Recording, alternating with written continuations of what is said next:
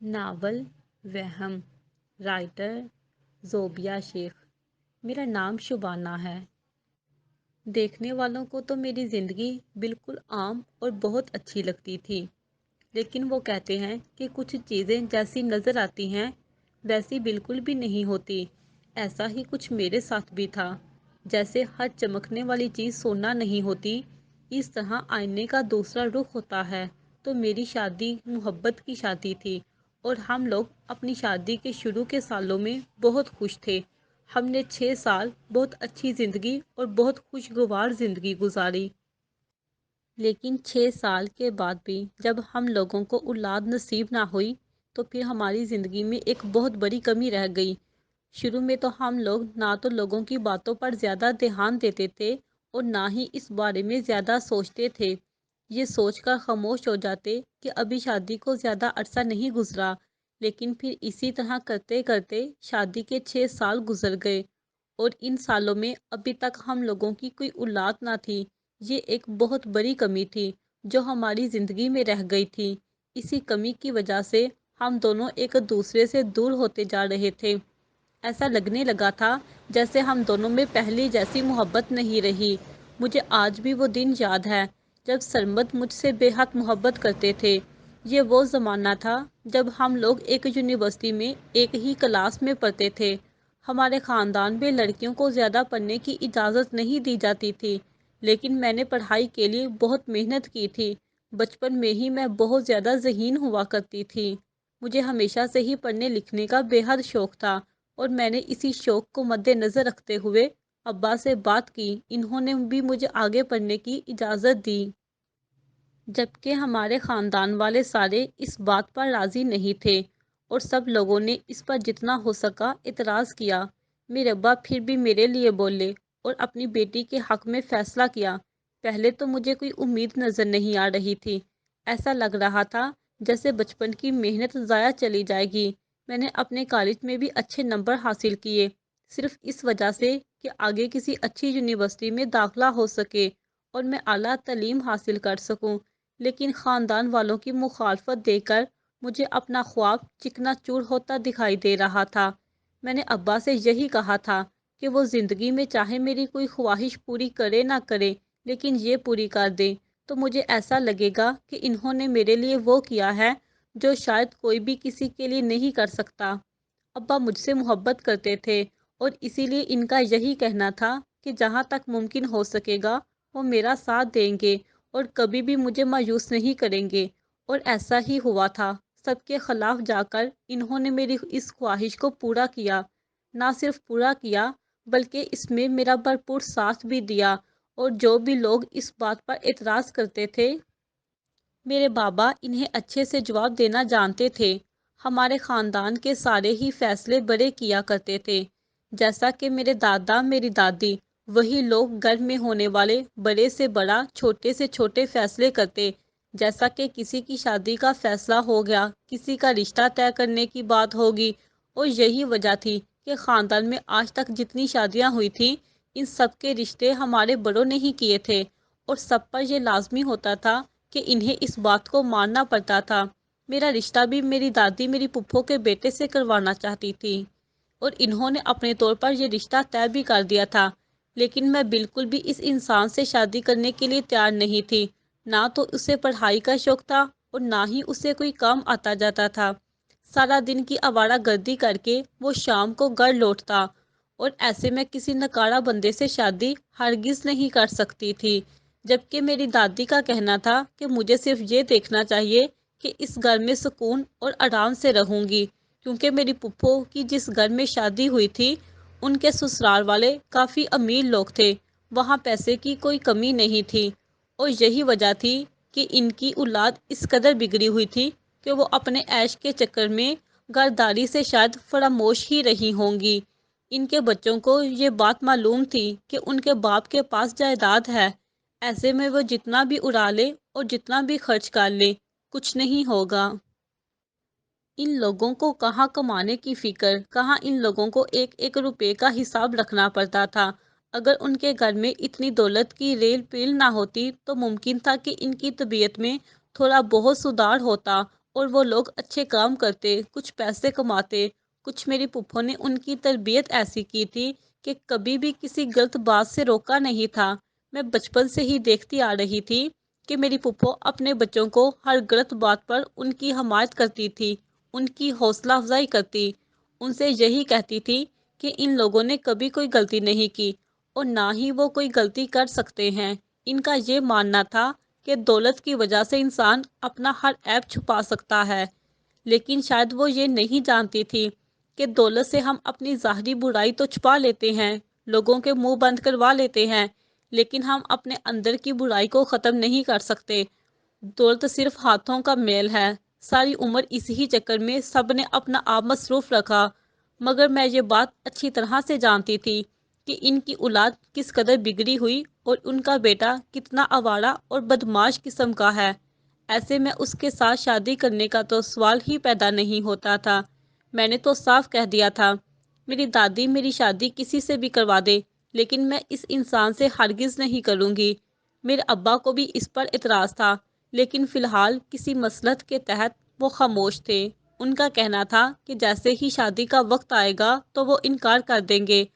فی الحال انکار کر کے کوئی بھی ہنگامہ کھڑا نہیں کر سکتے، کیونکہ میری دادی کی طبیعت بھی خراب رہتی تھی اور وہ جانتے تھے کہ انہوں نے اگر ان کے فیصلے سے انکار کیا تو ان کی طبیعت بگڑ جائے گی۔ پھر اس بات کا سارا الزام میرے ابا پر آ جائے گا کہ انہوں نے اپنی ماں کی فرما برداری نہیں کی، ان کے فیصلے سے انکار کر دیا۔ آج تک کبھی ایسا نہیں ہوا تھا کہ خاندان میں کوئی بھی بڑوں کے فیصلوں سے انکار کرتا اور وہ اسی بات کا فائدہ اٹھاتے تھے اور جس کے ساتھ دل کرتا کسی کا رشتہ طے کر دیتے تھے۔ لڑکیوں کو اس لیے زیادہ پڑھایا لکھایا نہیں جاتا تھا کہ اگر وہ باشعور ہوگی تو اچھے برے کا فیصلہ کر پائیں گی، اور میری دادی نہیں چاہتی تھی کہ کوئی بھی ان کے سامنے کھڑا ہو اور ان سے سوال جواب کرے یا پھر ان کے فیصلوں پر اعتراض کرے۔ اب فیصلے مٹانے کے لیے، اپنی بات منوانے کے لیے، میری دادی ہمیشہ ہی اس بات کے خلاف رہتی تھی کہ لڑکیوں کو آزادی نہیں دینی چاہیے، گھر سے باہر نکلنے کی اجازت نہیں تھی، اسکول کی تعلیم دلوا کر انہیں گھر بٹھا لیا جاتا تھا، گھرداری سکھائی جاتی تھی، کیونکہ ان کا یہ ماننا تھا کہ آگے جا کر انہیں یہی سب کچھ کرنا ہے، یہ سب کچھ سنبھالنا ہے۔ ایسے میں مجھے اپنا گھر میں رہیں گے یہی اچھا ہے، فضول میں باہر جانا ہوگا تو ایسے میں انہیں باہر کی دنیا کی ہوا لگ جائے گی اور وہ اپنے گھر والوں کے خلاف جائیں گی اور اپنے گھر والوں کی نافرمانی کریں گی۔ لیکن میرے نزدیک ان کی یہ بہت ہی پرانی سوچ تھی۔ میں ان کی ایسی باتیں بالکل بھی ماننے کے لیے تیار نہ ہوتی۔ ایسا نہیں تھا کہ میں اپنی دادی کی کوئی بات نہیں مانتی تھی، جو بات ان کی ٹھیک ہوتی اور جو مجھے لگتا مجھے ماننی چاہیے میں ان کی بات مانا کرتی تھی، لیکن میرا ساتھ ہی یہ ماننا تھا کہ اس طرح سے کسی بھی انسان کو کسی کی زندگی کا فیصلہ کرنے کا حق نہیں ہونا چاہیے۔ ہماری زندگی پر سب سے زیادہ حق ہمارا اپنا ہوتا ہے، اور میرے خیال میں زندگی کا اتنا بڑا فیصلہ انسان کو خود ہی کرنے دینا چاہیے کہ اس نے کس کے ساتھ زندگی گزارنی ہے، لیکن میری دادی یہ کرنے کے لیے تیار نہیں تھی۔ جس وقت میں نے اپنے کالج کی تعلیم مکمل کی، میں نے اپنے ابا سے یونیورسٹی میں داخلے کا کہا تو میرے ابا اس بات پر راضی تھے اور انہوں نے میرا داخلہ کروا دیا۔ لیکن جیسے ہی یہ خبر سارے خاندان والوں کو پتہ چلی، پھر میری دادی کو پتہ چلی، تو انہوں نے ہنگامہ کھڑا کر دیا۔ میری پھپھو تو باغی چلی آئی۔ انہوں نے صاف منع کر دیا تھا کہ ان کی ہونے والی بہو کبھی بھی کسی ایسے تعلیمی ادارے میں جا کر تعلیم حاصل نہیں کرے گی یہاں پر لڑکے اور لڑکیاں ایک ساتھ پڑھتے ہیں۔ ان کا کہنا تھا کہ انہوں نے میرے ابا کے کہنے پر مجھے کالج کی تعلیم حاصل کرنے دی تھی، وہ بھی یہ سوچ کر کہ وہاں صرف لڑکیاں ہوتی تھی، لیکن یونیورسٹی بیچنے کی بالکل بھی اجازت نہیں ہے اور نہ ہی کبھی ایسا ہونے دیں گی۔ جب میرے ابا کا کہنا تھا کہ وہ کس حق سے مجھے روکنے کے لیے آئی ہیں، ان کا کہنا تھا کہ مستقبل میں مجھے ان کی بہو بننا ہے، تو ایسے میں وہ کبھی بھی کوئی چیز پسند نہیں کر سکتی کہ ان کی ہونے والی بہو اس طرح سے کسی ایسے تعلیمی ادارے میں جائے جہاں پر لڑکوں کا رش لگا رہتا ہو۔ پھپھو کو تو جیسے تیسے ابا نے سمجھا کر انہیں گھر واپس بھیج دیا اور دادی کو بھی سنبھال لیا تھا۔ ابا صرف یہ چاہتے تھے کہ میری پڑھائی مکمل ہو جائے، اس کے بعد کوئی مناسب رشتہ دے کر میری شادی کروا دیں گے، اس کے بعد کوئی بھی کچھ نہیں کر سکے گا۔ لیکن پھر ایک واقعے نے ساری بات ہی بدل دی۔ میں نے جس دن یونیورسٹی جانا شروع کیا تھا، اس دن سے میری پھپھو کے بیٹے کو جانے یہ بات کیسے معلوم ہو گئی۔ شاید اس نے مجھے آتے جاتے دیکھ لیا تھا، پھر اس نے راستے میں ہی میرا راستہ روک کر میرا ہاتھ پکڑ کر زبردستی مجھے سیدھا گھر لے آیا، اور گھر آ کر اس نے بہت بڑا تماشا کیا۔ اس نے ابا سے کہہ دیا تھا کہ آج کے بعد میں گھر سے نہیں نکلوں گی، اور اسی ہفتے شادی کر کے مجھے اپنے گھر لے جائے گا۔ اور یہ بات میرے ابا کو سخت ناپسند آئی تھی کہ ان کے ہوتے ہوئے کوئی ان کی بیٹی کے ساتھ اس قسم کا رویہ رکھے، ان کی بیٹی پر نہ ہوتے ہوئے بھی اپنا حق جتائے۔ میرے ابا نے دادی سے کہہ دیا تھا کہ وہ کبھی بھی اپنی بیٹی کی شادی اس قسم کے انسان سے تو ہرگز نہیں کریں گے۔ وہ جو مجھے صحیح غلط کی پہچان کروا رہا تھا، مجھے یہ کہہ رہا تھا کہ میں اس طرح سے بلا وجہ میں گلیوں اور بازاروں میں نہیں گھوم سکتی، مجھے باہر آنے جانے کی اجازت نہیں دے گا، کیونکہ وہ شریف آدمی ہے اور اسے اپنی عزت کی حفاظت کرنی آتی ہے۔ جبکہ وہ کتنا شریف، کتنا عزت دار تھا، یہ بات تو سبھی لوگ جانتے تھے۔ وہ پوری رات گھر سے باہر رہ کر ساتھ میں ایسے میں وہ اپنا روب جمانے کے لیے آن پہنچا۔ ابا تو پہلے بھی اس پر راضی نہیں تھے، وہ تو دادی کے کہنے پر خاموش تھے اور صحیح وقت کا انتظار کر رہے تھے۔ لیکن اب شاید انتظار کرنے کا وقت نہیں تھا، اگر ہم انتظار کرتے تو بات اور بڑھ سکتی تھی۔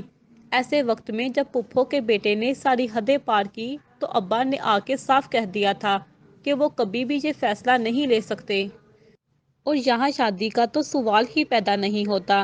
دادی اور پھپھو ناراض ہو کر بیٹھی تھی، انہوں نے ہمارے گھر بھی آنا جانا چھوڑ دیا، اور دادی نے الگ سے دشمنی مول لے لی تھی۔ انہوں نے تو یہ اعلان کر دیا تھا کہ اگر میرے ابا نے ان کی بات نہ مانی تو وہ ہم لوگوں کو خاندان سے الگ کر دیں گی۔ لیکن ابا ان کو اپنی بیٹی کی خوشی کے لیے یہ بھی منظور تھا۔ ان کا کہنا تھا کہ وہ کبھی بھی ایسے خاندان کے ساتھ جڑے نہیں رہ سکتے جو کہ انہیں اپنی مرضی سے سانس تک نہ لینے دیں، اور اس طرح سے ہمارے اور ہمارے خاندان والوں کے درمیان ایک دراڑ سی آ گئی۔ ابا ہم لوگوں کو لے کر الگ ہو گئے اور ہم لوگ اپنی زندگی سکون سے گزارنے لگے۔ زندگی میں ایسا سکون اس سے پہلے کبھی نہ آیا تھا۔ بے شک میرے ابا میری دادی کی باتوں میں آ کر ہم لوگوں کو کسی بات سے روکتے نہیں تھے، لیکن اس کے باوجود بھی میری دادی کے غلط فیصلوں نے ہمیشہ ہی ہمارے گھر میں بہت ساری مشکلات کھڑی کی تھیں، اور پھر ایک وقت آ گیا تھا کہ سارے مسئلے حل ہو گئے تھے۔ ایسا لگنے لگا تھا کہ جیسے زندگی بہت آسان ہو گئی ہے۔ میں نے اپنی پڑھائی شروع کر دی۔ وہاں پر میری ملاقات سرمد سے ہوئی۔ سرمد انتہائی اچھا شریف انسان، مجھے لگا پہلی ملاقات میں ہی مجھے اچھا لگا، اور پھر ایسے بات بڑھتے بڑھتے یہاں تک آ پہنچی تھی کہ وہ مجھے اچھا لگنے لگا۔ آہستہ آہستہ مجھے اس سے محبت ہو گئی تھی، اور ایسا ہی حال اس کا بھی تھا، وہ بھی مجھے پسند کرنے لگا تھا اور وہ مجھ سے شادی کرنا چاہتا تھا۔ میں نے اپنے ابا سے یہ بات کہہ دی۔ ابا کو بھی اس پر کوئی اعتراض نہیں تھا، کیونکہ وہ سرمد سے مل چکے تھے۔ انہیں سرمد ایک انتہائی شریف اور اچھا انسان لگا۔ اس وقت انہوں نے خاندان کی پرواہ نہیں کی تھی، وہ تو ویسے بھی الگ کر چکے تھے، اور ابا نے میرا رشتہ پکا کر دیا۔ سب لوگوں نے ہمیں الگ کر دیا تھا، لیکن اس کے باوجود بھی ہمارے معاملات میں مداخلت کرنا ابھی تک نہیں چھوڑی تھی۔ جیسے ہی میرا رشتہ پکا ہونے کی خبر خاندان میں پھیلی تو سب سے پہلے پھپھو ہمارے گھر پہنچی۔ ان کا یہ بھی کہنا تھا کہ وہ کبھی بھی یہ شادی نہیں ہونے دے سکتی۔ ان کا کہنا تھا کہ میرے ابو کو کیا ہو گیا ہے جو اپنی بیٹی خاندان سے باہر دینے کے لیے تیار ہو گئے ہیں، وہ کیسے خاندان کے رسم و رواج کو بھول سکتے ہیں؟ جبکہ ان کا کہنا تھا کہ وہ کسی بھی ایسے غلط رسم و رواج کو نہیں مانتے، وہ صرف یہ مانتے ہیں کہ شادی ایک بہت بڑا فیصلہ ہوتا ہے، اور یہ فیصلہ لڑکی کی مرضی کے خلاف نہیں کیا جا سکتا۔ اس میں اس کی مرضی شامل ہونا بے حد ضروری ہے۔ اور جہاں آ کر ابا ہماری حمایت کیا کرتے تھے، وہاں پر دادی کو اور باقی سب کو یہی لگتا تھا کہ میرے ابا میری ماں کے کہنے پر یہ سب کچھ کرتے ہیں، اور یہی کہتے ہیں جو میری اماں ان سے کہنے کے لیے کہیں۔ ان ساری باتوں پر ہم نے کبھی دھیان نہیں دیا تھا کی یہ ساری باتیں سنتے ہمارا بچپن گزر گیا تھا، بڑے ہو چکے تھے، اسی لیے ہم نے اپنے لیے وہی فیصلے لیتے جو ہمیں بہتر لگتا تھا۔ باقی لوگ کیا سوچتے ہیں اور کیا نہیں، اس بات سے ہمیں کوئی لینا دینا نہیں تھا۔ اور ابا ان کا کہنا تھا کہ وہ اپنے بچوں کے مستقبل کو سنوارنے کے لیے ان پر یہ الزام لگائے جائیں کہ انہوں نے اپنے بڑوں کی نافرمانی کی تو انہیں یہ الزامات برداشت بھی کرنا پڑے تو وہ پیچھے نہیں ہٹیں گے، لیکن وہ کبھی بھی اپنے بچوں کے ساتھ زیادتی اور ظلم نہیں ہونے دے سکتے۔ اور پھر اسی طرح سب کی مخالفت اور برے رویوں کے باوجود بھی میری شادی سرمد سے ہو گئی۔ ہم لوگ اپنی زندگی میں بہت خوش تھے۔ سرمد کے والد کا تو کچھ سال پہلے ہی انتقال ہو چکا تھا، جبکہ والدہ کا بھی اس شادی کے 1 سال بعد انتقال ہو گیا۔ اس کے بعد ہم دونوں ہی اس گھر میں رہتے تھے۔ وہ ایک ہی بھائی تھا، اس کا کوئی اور بہن بھائی بھی نہیں تھا۔ ایسے میں اب ان کے والدین کے جانے کے بعد گھر میں ہم دونوں کے علاوہ اور کوئی نہ ہوتا۔ سرمد اپنے کام پر چلا جاتا، جبکہ میرا سارا دن گھر کے کام کاج میں گزر جاتا۔ میں یہی دعا کرتی تھی کہ ہمارے گھر میں بھی خوشیاں آ جائیں۔ ہماری شادی کو 1 سال ہو گیا تھا، مگر ابھی تک ہماری اولاد نہیں ہوئی تھی، جبکہ میں اس بات کو لے کر کافی فکر مند رہتی تھی، لیکن سرمد کا یہ کہنا ہوتا تھا کہ مجھے فکر کرنے کی ضرورت نہیں ہے، جب ہمارے نصیب میں اولاد ہوگی تو ہمیں مل جائے گی۔ ایسے میں فکر کرنے سے یا پریشان ہونے سے کچھ بھی نہیں ہوگا۔ شروع میں تو اس بات پر سرمد بالکل بھی برا نہیں مانتا تھا، بلکہ ایسا ہوتا تھا کہ کبھی کبھار میں مایوس ہو جاتی اور ایسی باتیں کر جاتی تھی، پر اس نے کبھی بھی کوئی ایسی بات نہیں کی تھی جو میرا دل دکھاتی۔ وہ ہمیشہ میری حوصلہ افزائی کرتا، مجھے یہی سمجھانے کی کوشش کرتا تھا کہ ہمارے چاہنے یا نہ چاہنے سے کچھ نہیں ہوتا، جو اولاد ہماری قسمت میں ہوگی ہمیں مل جائے گی۔ مجھے اس طرح سے پریشان نہیں ہونا چاہیے اور نہ ہی اس بات پر زیادہ فکر مند ہونا چاہیے۔ اس کی یہی بات مجھے سب سے زیادہ اچھی لگتی تھی۔ ہمارے درمیان ایک ایسی محبت جو نہ ختم ہونے والی تھی۔ مجھے ایسا لگتا تھا کہ میں دنیا کی خوش قسمت ترین لڑکی ہوں۔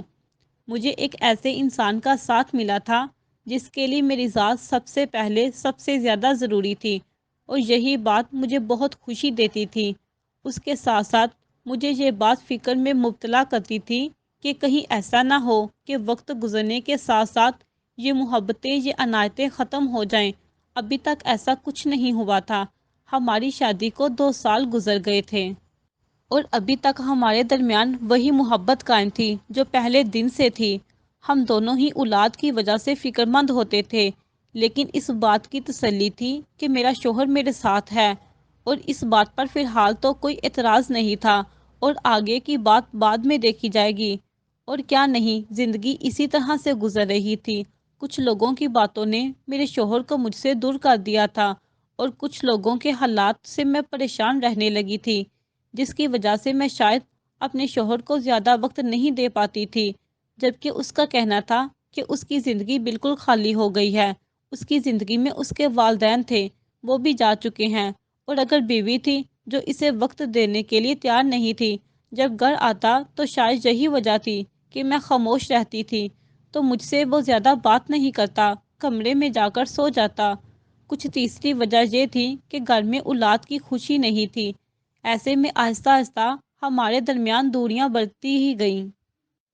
میں ایسا بالکل بھی نہیں چاہتی تھی، لیکن اس کے باوجود بھی میں اس دوری کو آنے سے روک نہیں سکی۔ میرا شوہر اب اپنا زیادہ تر وقت گھر سے باہر گھومنے لگا تھا۔ پوچھنے پر یہی کہتا کہ وہ اپنے دوستوں کے ساتھ ہے، لیکن مجھے کوئی اور ہی معاملہ لگتا تھا۔ وقت اسی طرح گزرتا گیا، اور پھر ہمارے درمیان ایک دوری آتی گئی تو اس نے میری فکر کرنا چھوڑ دی، مجھ سے لا تعلقی کرنے لگا۔ ایسے میں نے بھی اس کی فکر کرنا اور اس کی پرواہ کرنا چھوڑ دی۔ وہ اپنی زندگی میں کیا کر رہا تھا کیا نہیں، مجھے اس سے کچھ لینا دینا نہیں تھا، اور میرا ایسا رویہ بلا وجہ کا نہیں تھا۔ میں جب بھی اس سے بات کرنے کے لیے کچھ پوچھنے کی کوشش کرتی تو وہ اتنی بے رخی سے جواب دیتا، اس کے بعد میرا اس سے بات کرنے کا دل نہ کرتا۔ پھر اس طرح اس قسم کے رویے نے مجھے اس سے دور کر دیا۔ میں نے اس سے کوئی بات بھی کرنی چھوڑ دی۔ ہم دونوں ایک ہی گھر میں رہتے تھے، لیکن ہمارے درمیان اب تو نہ وہ پہلے جیسی محبت تھی اور نہ ہی ہمارا رشتہ پہلے کی طرح مضبوط رہا تھا۔ اگر یہ کہا جائے کہ جیسے دو اجنبی لوگ ایک گھر میں موجود ہوتے ہیں، اسی طرح ہم دونوں بھی ایک گھر میں رہتے تھے، لیکن ہم دونوں کو دیکھ کر ایسا لگتا تھا کہ ہم دونوں صدیوں سے ایک دوسرے کو جانتے ہی نہیں ہیں۔ پھر وقت کا کام ہے گزرنا، وقت گزرتا گیا، ہم دونوں کو اپنی زندگی کی عادت ہو گئی۔ وہ جیسا بھی تھا، جیسا بھی رویہ میرے ساتھ کرتا تھا، لیکن مجھے اس بات کی تسلی تھی کہ گھر میں میرے علاوہ کوئی بھی موجود نہیں ہے، اس کی زندگی میں میرے علاوہ اور کوئی نہیں تھی۔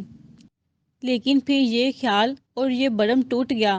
ہماری شادی کو 6 سال گزر گئے تھے اور ہمارے ہاں کوئی اولاد نہ ہوئی، تو میں نے اور سب نے یہی بات مان لی تھی کہ میں بانجھ ہوں۔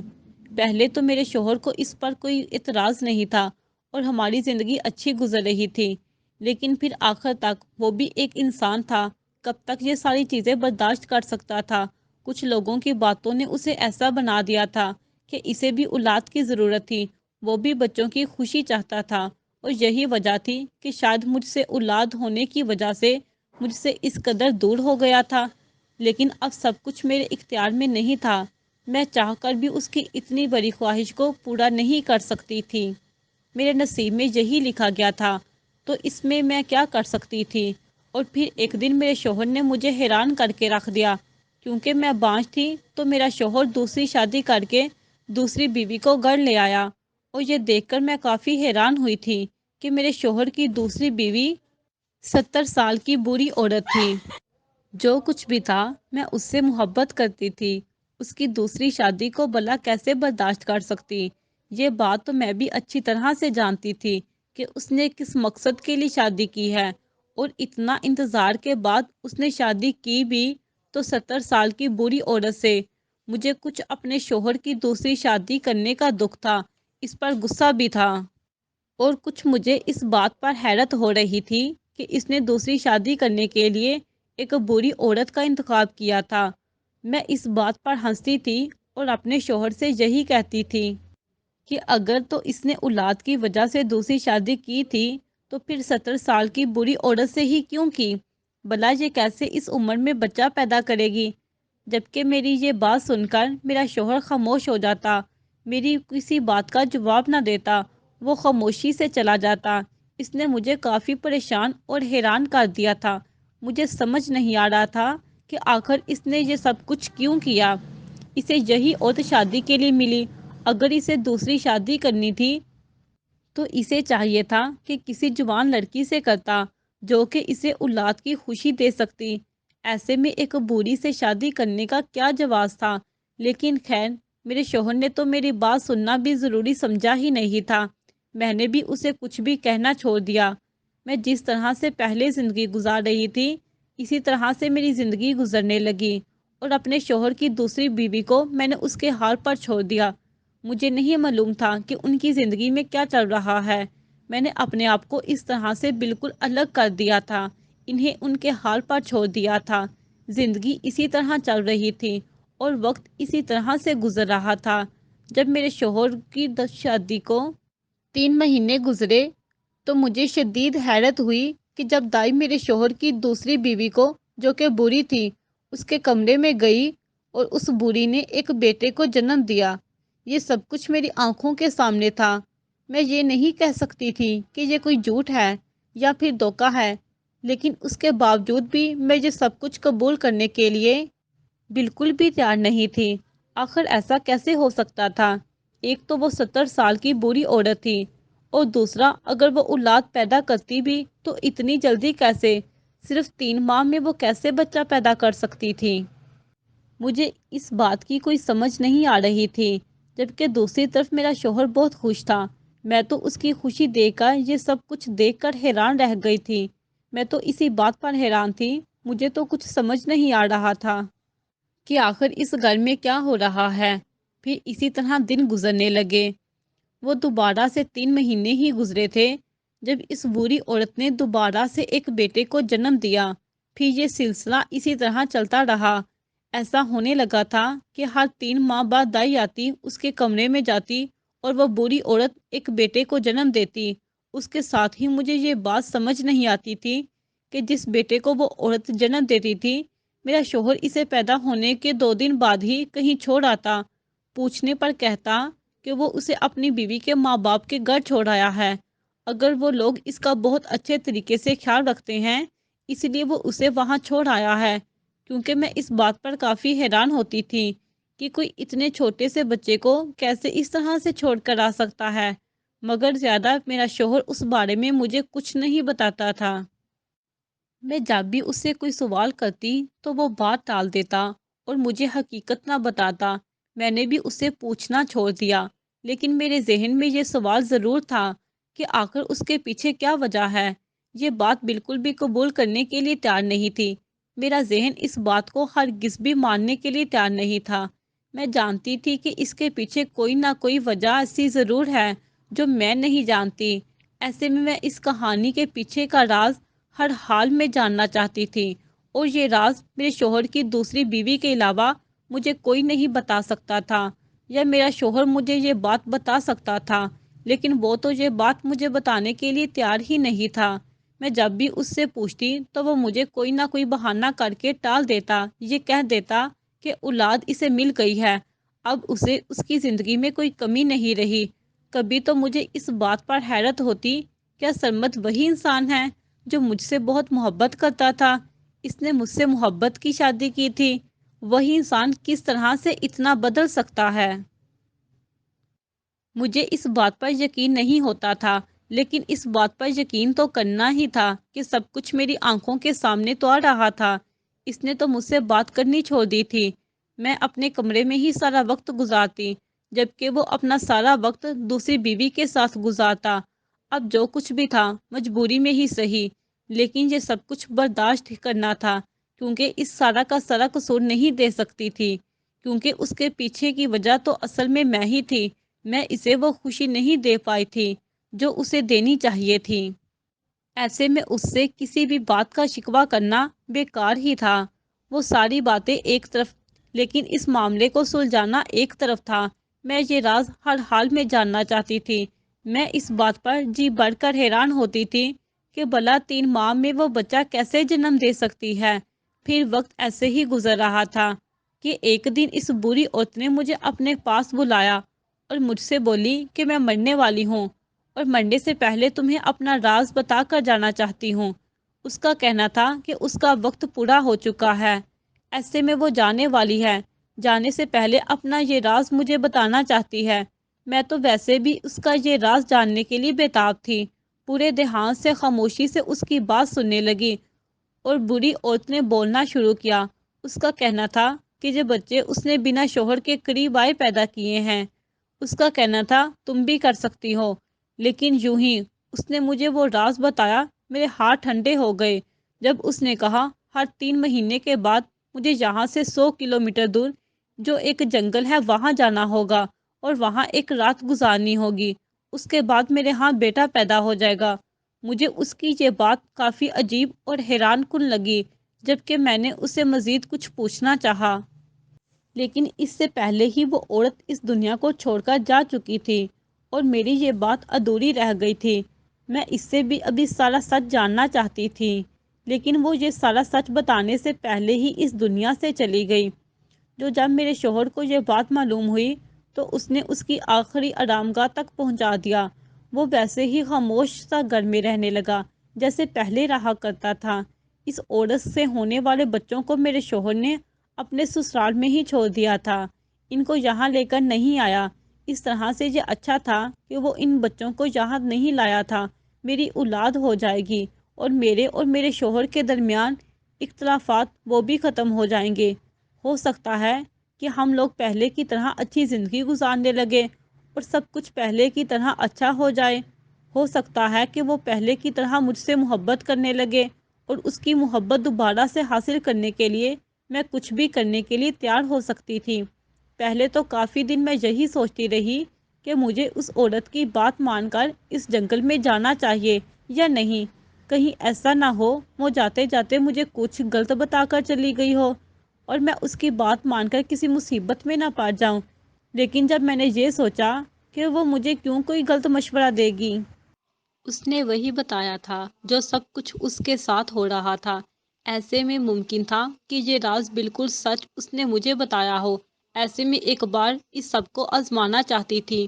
کیا پتا میری زندگی بدل جاتی اور میری زندگی سے خوشیاں جو روٹ چکی تھیں وہ مجھے واپس مل جاتی۔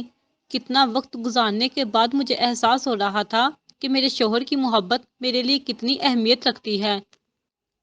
میں یہ سوچ کر بیٹھی تھی کہ مجھے اس سے کوئی فرق نہیں پڑتا، لیکن اب آہستہ آہستہ اس کی دوری برداشت کرنا میرے لیے مشکل ہوتا جا رہا تھا۔ مجھے اس بات کا احساس ہو گیا تھا کہ اس طرح اس کی دوری اور نظر انداز میں کس حد تک مجھے فرق پڑتا ہے۔ میں اس سے دور نہیں رہ سکتی۔ میں اس سے آج بھی اتنی محبت کرتی تھی جتنی پہلے دن سے کرتی تھی، اور میں چاہتی تھی کہ وہ بھی مجھ سے پہلے کی طرح ہی محبت کرے جس طرح ہم لوگوں نے پسند کی شادی کی تھی۔ اب اس محبت کو بچانے کے لیے، برقرار رکھنے کے لیے مجھے ایک بار تو وہ سب کچھ کرنا ہی تھا، اور پھر میں اپنی قسمت آزمانے کے لیے گھر سے نکل پڑی، اور پھر ٹھیک 100 کلومیٹر جا کر ایک جنگل موجود تھا، میں وہاں چلی گئی، اور وہاں جا کر میں نے دیکھا کہ جنگل کے بیچوں بیچ ایک عورت بیٹھی ہوئی ہے۔ میں اس عورت کی طرف جانا نہیں چاہتی تھی، لیکن جب اس عورت نے میرا نام لے کر مجھے بلایا تو مجبوراً مجھے اس کی طرف جانا پڑا۔ میں حیران ہو رہی تھی کہ آخر اس عورت کو میرا نام کیسے پتا چلا، میں کیسے جانتی تھی وہ مجھے۔ جب کہ میں اس کے پاس گئی تو اس کا کہنا تھا کہ وہ کب سے میرا انتظار کر رہی ہے، اسے معلوم تھا کہ میں یہاں ضرور آؤں گی، اور وہ یہیں پر میرے انتظار میں کب سے بیٹھی ہوئی ہے۔ مجھے بہت حیرت ہوئی تھی کہ آخر اس عورت کو کیسے معلوم تھا کہ میں یہاں آؤں گی اور اسے میرا انتظار تھا۔ اس کا کہنا تھا کہ وہ مجھے بہت بڑا سچ بتانا چاہتی ہے، اور پھر اس نے مجھے ساری حقیقت بتانی شروع کر دی۔ اس کا کہنا تھا کہ میرے خاندان والے میری پسند کی شادی پر بالکل بھی راضی نہیں تھے۔ یہی وجہ تھی کہ انہوں نے ایک بہت ہی پکا اور بڑا ہی سخت قسم کا کالا جادو مجھ پر اور میرے شوہر پر کیا تھا، جس کی وجہ سے ہمارے گھر اولاد نہیں ہو رہی تھی۔ میں اس بات سے انجان تھی، لیکن میرے شوہر کو اس بات کا یقین ہو گیا تھا، اور اس کے لیے اس نے اسی عورت سے مدد مانگی تھی۔ اس کا کہنا تھا کہ اسی نے میرے شوہر کو اس کے جادو کے طور کا حل بتایا تھا، اور اس کا حل یہی تھا کہ اگر میرا شوہر کسی جن زادی سے شادی کر لے، اور پھر اس جن زادی سے میرے شوہر کی جو اولاد ہوگی، اگر وہ اس کو یہاں واپس جنگل میں لا کر چھوڑ جائے گا تو ایسے میں ہم پر کیا ہوا جادو ختم ہو سکتا تھا، اور ہم لوگوں کے ہاں اولاد ہو سکتی تھی۔ اس عورت کا کہنا تھا کہ جس بڑی عورت سے میرے شوہر نے دوسرا نکاح کیا تھا وہ کوئی انسان نہیں بلکہ وہ جن زادی تھی، اور یہی وجہ تھی کہ ہر 3 مہینے بعد اس کے ہاں بیٹا پیدا ہوتا تھا۔ اس کے بیٹے کو میرا شوہر اپنے گھر میں نہیں رکھ سکتا تھا، اس لیے 2 دن کے بعد ہی اس بچے کو یہاں پر لا کر چھوڑ جاتا تھا۔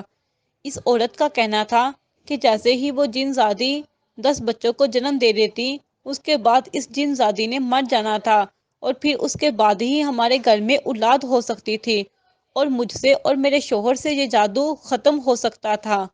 کہ یہ جادو بہت ہی زیادہ خطرناک کیا گیا تھا، اور اس جادو کو کرنے کے لیے جنات کی مدد لی گئی تھی، اسی لیے اس کو ختم کرنے کے لیے بھی جنات کا ہی سہارا لینا پڑا تھا۔ میرا شوہر یہ ساری باتیں جانتا تھا، اسی لیے اس نے یہ سب کچھ کیا، اور ہمارے رشتے کو بچانے کے لیے یہ سب کچھ کیا تھا۔ لیکن ابھی تک اس نے مجھے اس بارے میں نہیں بتایا تھا کہ وہ چاہ کر بھی مجھے اس بارے میں نہیں بتا سکتا تھا۔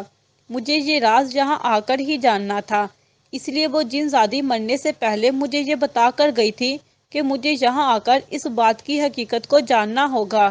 اس عورت کا کہنا تھا کہ اب ہم لوگوں پر سے جادو ختم ہو چکا ہے، اب ہم لوگ اپنی زندگی اچھے طریقے سے گزار سکتے ہیں۔ اس نے اپنے پاس پڑا ایک پیالہ اس میں پانی ڈال کر مجھے دیا تھا، کہا تھا کہ یہ پانی میں پی لوں، کیونکہ جب تک یہ پانی نہیں پیوں گی تب تک جادو کا اثر اچھی طرح سے ختم نہیں ہوگا۔ میں نے اس عورت کے ہاتھ سے پیالہ لیا تھا اور خاموشی سے اس پیالے کے پانی کو پی لیا۔ اس کے ساتھ اس نے تعویذ بھی مجھے دیا تھا جو میں نے اپنے گلے میں ڈال لیا۔ اس کا کہنا تھا کہ اب میرے خاندان والوں کا کوئی بھی جادو مجھ پر متاثر نہیں ہوگا، اور ہم لوگ ایک اچھی اور خوشحال زندگی گزار سکیں گے۔ اس کے بعد اس نے مجھے جانے کے لیے کہا मैं चंद कदम आगे चल कर आई थी, जब मैंने पीछे मुड़ कर देखा तो वो औरत अपनी जगह पर ही मौजूद नहीं थी। मुझे खौफ सा महसूस हुआ, लेकिन फिर खामोशी से वहां से चली आई। रात हो चुकी थी जब मैं घर पहुंची तो मेरा शोहर मेरा इंतजार कर रहा था। उसका कहना था कि वो अच्छी तरह से जानता है कि मैं कहाँ से होकर आई हूँ, बल्कि वो ये बात पहले से ही जानता था कि मैं वहां जरूर जाऊंगी।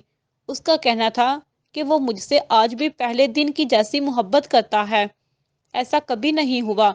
उसने मुझसे मोहब्बत ना की हो। उसने अपनी पसंद से मोहब्बत से मुझसे शादी की थी। भला ऐसे कैसे हो सकता था कि वो मुझसे वफा नहीं करता। उसका कहना था कि हमारी औलाद ना भी होती तब भी किसी दूसरी औरत से शादी ना करता। लेकिन इसे ये बात मालूम हो गई थी कि ये सिर्फ और सिर्फ मेरे खानदान वालों की तरफ से किए गए जादू की वजह से हो रहा था। इस जादू को ख़त्म करना बहुत ही ज़रूरी था, और अगर इस जादू को ख़त्म ना किया जाता तो औलाद ना होती। साथ साथ मेरे शोहर का ये भी कहना था कि अगर इस जादू को ख़त्म ना किया जाता तो ये जादू मेरी जान भी ले सकता था। मेरी जान बचाने के लिए उसने ये सब कुछ किया था।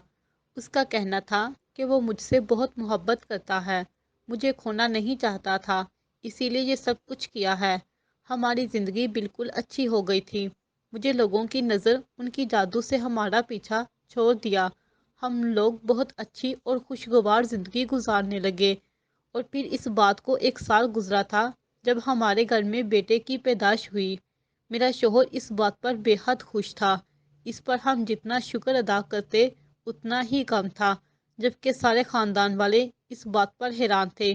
इन लोगों ने जो मुझ पर यह इल्ज़ाम लगाया था कि मैं एक बांझ औरत हूँ और औलाद पैदा नहीं कर सकती, वो लोग तो मेरे शोहर को भी मेरे खिलाफ करते थे और इसको यही कहते थे कि इसे दूसरी शादी कर लेनी चाहिए।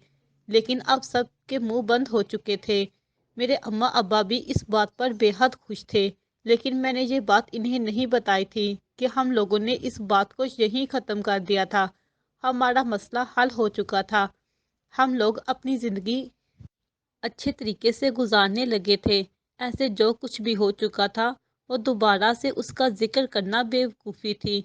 ऐसे में सबको बताना उनको परेशान करना था, क्योंकि ख़ानदान वालों ने इतना सब कुछ हमारे साथ किया था सिर्फ़ और सिर्फ़ इस वजह से कि मेरे अब्बा ने उनकी बात नहीं मानी थी और मेरा रिश्ता ख़ानदान से बाहर कर दिया था। इस चीज़ का बदला लेने के लिए इन्होंने ये सब कुछ किया था।